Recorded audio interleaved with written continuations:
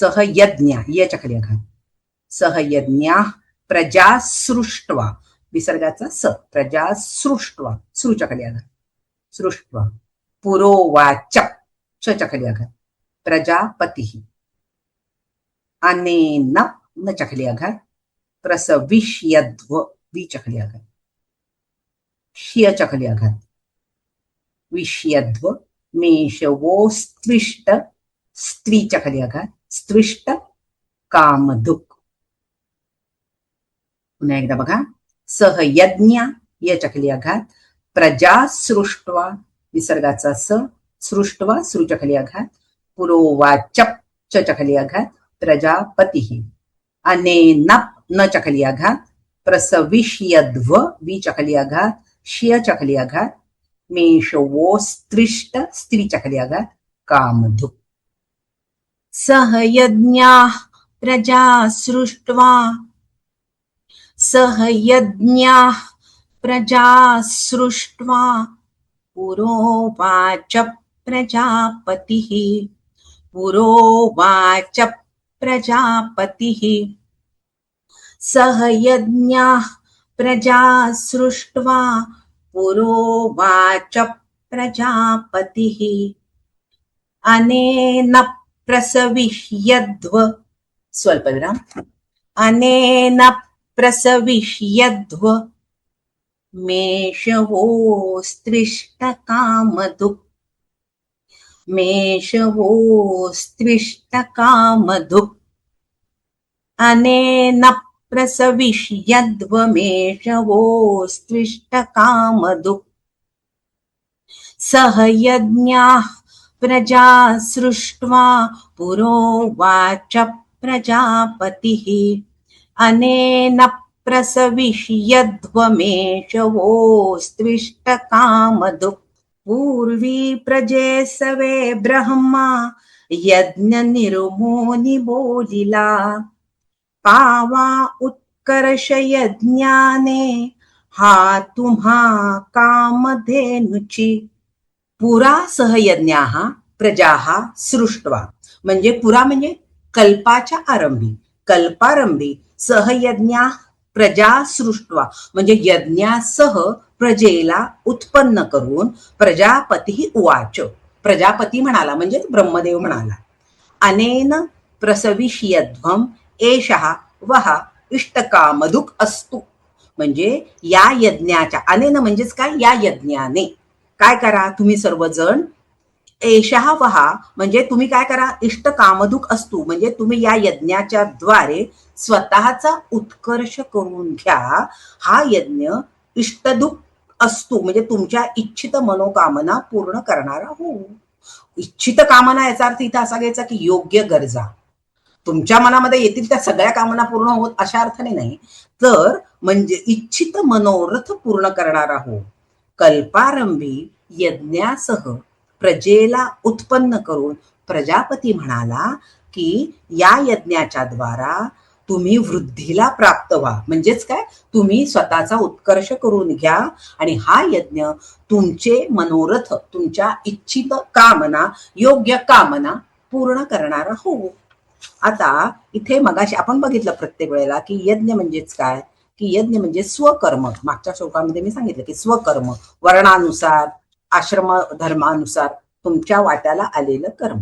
मग आता भगवंत इथं असं म्हणतायत की कल्पाच्या आरंभी, म्हणजे जेव्हा माणसाची निर्मिती, संपूर्ण सृष्टीची निर्मिती झाली, त्याच्या बरोबरच त्याची कर्म पण जन्माला आले. सहयज्ञा प्रजा, म्हणजे तुमची अशा प्रकारेच यज्ञासह सगळी पृथ्वी, म्हणजे सगळ्या सृष्टी निर्माण झालेली, आणि ती सृष्टी म्हणजे ह्या यज्ञासह ती यज्ञ इच्छा पूर्ण करणारी. हे यज्ञ कसे आहेत, कामना पूर्ण करणारे, म्हणजे जणू काही कामधेनू आहे. तुमचं संपूर्ण सृष्टी या यज्ञासह निर्माण झालेली आहे आणि ते यज्ञ तुमच्या इच्छित कामना पूर्ण करणारे होत, म्हणजे ते जणू काही कामधेनू सारखं काम करत. तर कामधेनू काय किंवा कल्पवृक्ष काय, या पुराणातल्या कल्पना आहेत की जणू काही पुराणात म्हणजे अशा कथा आहेत की बाबा त्यामुळे त्या कल्पवृक्षाच्या खाली बसले की मनोकामना पूर्ण होतात, किंवा अशा प्रकारची कामधेनी होती जी वशिष्ठ ऋषींच्या आश्रमामध्ये होती, की त्यामुळे ती ज्या ज्या गोष्टी ते मागतील त्या त्या गोष्टी त्यांना त्या प्राप्त व्हायच्या कामधेनून. अशा प्रकारे जणू काही भगवंताने ही माणसाला दिलेली भेटच आहे. जशी कामधेनू आहे, जसा कल्पवृक्ष आहे, तशी ही कर्मांची भेट भगवंताने कसं माणसाला निर्माण करताना कर्मासह निर्माण केलेलं आहे. असा तो अर्थ आहे, की म्हणजे थोडक्यामध्ये ही कर्म तुम्ही अशा प्रकारे करा की त्याच्यामुळे तुमची उन्नती होईल. हे एक प्रकारचं साधनच आहे ना. कर्म हे तुम्हाला दिलेलं साधन आहे. मग ते साधन तुम्ही कसं वापरा की त्याच्यामुळे तुमचे मनोरथ पूर्ण होतील. म्हणजेच काय की तुमच्या आवश्यक त्या गोष्टी तुम्हाला प्राप्त होतील. अशा प्रकारे कर्म करा आणि ही भगवंतानी तुम्हाला दिलेली भेट आहे. तुमचा जन्म त्या कर्मासह झालेला आहे. म्हणजे प्रत्येक कर्म अशा प्रकारे करा की ते कसं होईल, तुमची मनोरथ पूर्ण होतील, तुमचं भलं होईल, तुमचा उद्धार होईल. अशा प्रकारे कर्म करा. मग तिथे म्हणून ती सगळी कर्म कशी आहेत, यज्ञार्थ कर्म ही अशी आहेत. वाट्याला आलेलं प्रत्येक कर्म आहे अशा प्रकारे करा. किंवा अजून एक अर्थ असा सांगितला जातो की भगवंताने तुम्हाला निर्माण केलेलं आहे, मग तुम्ही सगळेजण काय करा, चांगल्या कर्मांसाठी एकमेकांना सहाय्य करा. यज्ञामध्ये काय होतात, अनेक लोक एकत्रच येतात ना, चांगल्या भावनेने एकत्र येतात, ते तुम्ही करा. जर तुम्ही चांगल्या भावनेने एकत्र येऊन काम केलं तर मनुष्य हव्या तेवढ्या सुखसोयी निर्माण करू शकतो. आत्ताच आधुनिक जगामध्ये आपण हे पाहतो. एकत्र येऊन काम केलं तर चांगल्या हेतूने, अर्थात महत्वाचा शब्द काय, हेतू चांगला पाहिजे, म्हणजे मग सगळ्यांचं कल्याण होतं. अशा प्रकारे जे कर्म केलं जातं त्यामुळे समाजाचा उद्धार, राष्ट्राचा उद्धार, सगळ्यांचं भलं होतं. हे भगवंत अशा प्रकारे कर्म आहे. म्हणजे असं जे कर्म आहे ते यज्ञ कर्म आहे. आणि मग यज्ञामध्ये देव कोणते आहेत, तर त्याला तुम्ही असं पण म्हणू शकता की देव म्हणजे प्रत्यक्ष आपण जो ईश्वर असं म्हणतो की देवता म्हणतो, त्या काळामध्ये होत्या पंचमहाभूत ही देवता होत्या. आता आपण गणपती किंवा मारुती हे देव मानतो. मग आता त्या त्या देवतांना उद्देशून आहुती दिली जाते. पण याचा अर्थ इथे काय आहे, मग एवढ्याच देवता आहेत का, नाहीयेत. तर आपल्याकडे तैतरी उपनिषद, अनेक उपनिषदांमध्ये काय किंवा वेदांमध्ये सुद्धा सांगितलं, मातृदेवो भव, आचार्य देवो भव, पितृदेवो भव. हे काय सगळं, हे देवच आहेत सगळे. म्हणजे जे तुमचं कल्याण इच्छितात ते सगळे देव आहेत. म्हणून मग त्यांना पूज्य माना, त्यांची पूजा करा. पूजा करा म्हणजे काय, रोज त्यांच्या सकाळ संध्याकाळ त्यांच्या पाया पडा वगैरे असा अर्थ नाही. त्यांना सन्मान द्या, आदर द्या, त्यांच्याबद्दल पूज्य भावना बाळगा, त्यांच्याशी कृतज्ञ राहा. हे सगळे भाव येतात. मातृदेवो भव, आचार्य देवो भव, हे सगळं आई वडिलांनी काय केलं, तुम्हाला जन्म दिला, ही केवढी मोठी गोष्ट आहे. त्यांनी तुम्हाला जगात आणलं म्हणून तुम्ही जग पाहू शकता. म्हणजे मग अशा प्रकारे ती कृतज्ञ भावना असली पाहिजे. आचार्य म्हणजे काय, शिक्षक. शिक्षकांच्या त्यांनीच तुम्हाला विद्या दिली म्हणून तिथे कृतज्ञता असली पाहिजे. म्हणजे अशा प्रकारे हे सगळे यज्ञ केले पाहिजेत. आणि पुन्हा काय सांगितलं की अशा यज्ञासह उत्पत्ती झाली. म्हणजे थोडक्यामध्ये जर प्रत्येकाने स्वधर्माचं पालन केलं तर संपूर्ण समाजाची उन्नती होते. हेच भगवंत इथे सांगतात, सहयज्ञा प्रजा सृष्टा. अशा प्रकारे तुम्ही स्वतःची प्रगती करून घ्या. म्हणजेच कर्म असं करा की ते इष्टकामधुक होईल, तुमचे मनोरथ पूर्ण करणारं होईल. मग या प्रकारे देवता जेव्हा पूजा केली जाते, म्हणजेच काय, तुमचं कल्याण ते चिंतात. आई वडील असतील, गुरुजन असतील, तुमचं कल्याणच चिंतणार आहे. मग तुम्ही तुमचं मात्र कर्म कसं केलं पाहिजे, तर ही जाणीव कायम ठेवायची.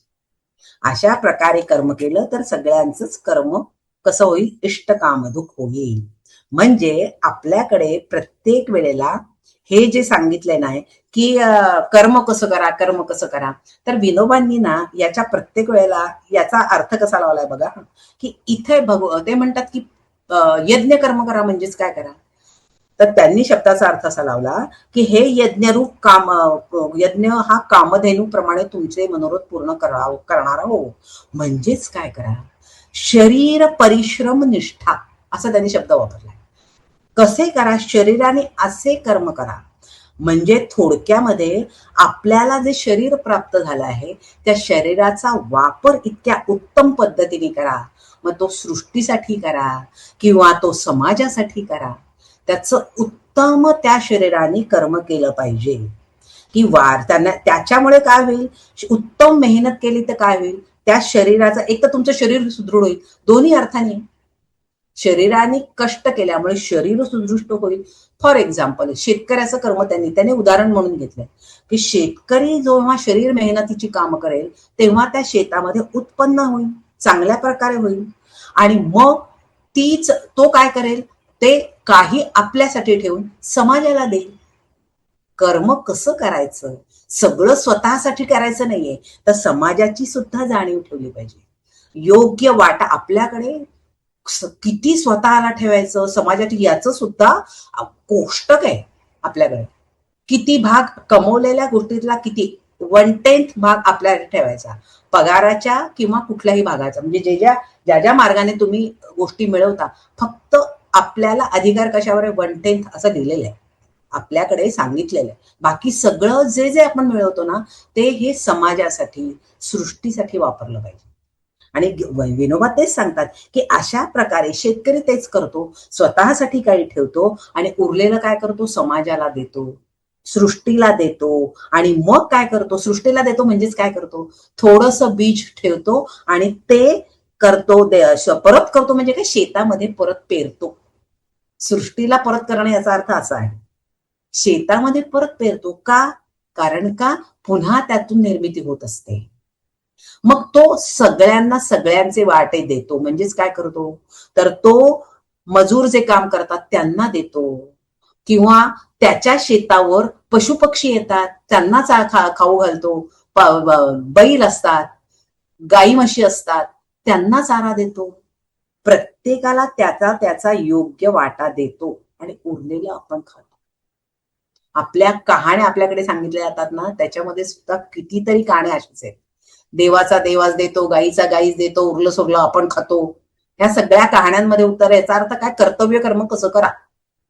किंवा आपल्याकडे आईची भूमिका काय, आईची भूमिका तेच आहे ना, आधी घरातल्या सगळ्यांचं भरा, पोट भरा. आता ठीक आहे, काळाप्रमाणे आपल्या सगळ्या संकल्पना बदलत गेल्या, पण मुळात संकल्पना ती आहे. घरातली जी गोष्ट श्रेष्ठ व्यक्ती आहे, जी सगळं ते काम करते, ती काय करते, आधी सगळ्यांचं पोट भरलं का बघा, मग उरलेलं असेल ते आपण खाते. म्हणजेच काय, अशा प्रकारे ती काय करते, सगळं जे आपल्याकडे सांगितलंय तो यज्ञ कर्म करते, यज्ञार्थ कर्म अशा प्रकारे करते, कर्तव्य कर्म करते. सगळ्यांचं पोट भरलं ना, चला ठीक आहे आता मी जेवण करते. प्रत्येकाने आपापल्या वाट्याला आलेलं कर्म कसं करायचं, तर असं करायचं. आणि म्हणून भगवंत म्हणतात, सहयज्ञा प्रजा सृष्ट्वा, मी सगळ्यांची निर्मिती ब्रह्मदेवानी यज्ञासह केलेली आहे, कर्तव्य कर्मांसह केलेली. फक्त तुमची जबाबदारी काय, की ते कर्म कशा प्रकारे करायचं. तसं केलं तरच ते इष्ट कामधुक होतं.